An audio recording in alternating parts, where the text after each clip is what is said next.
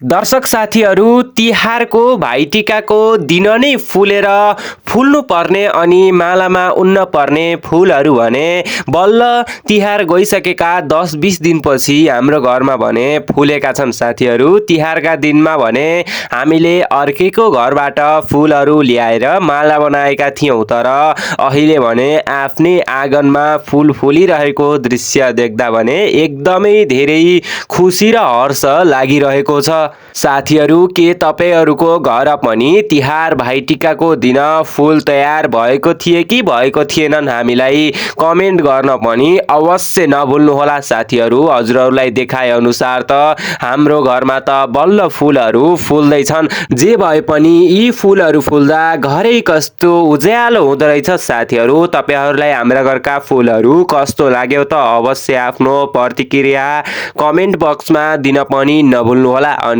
तपाईहरुका घर फुल छन् कि नै त्यो पनि भन्नुहोला।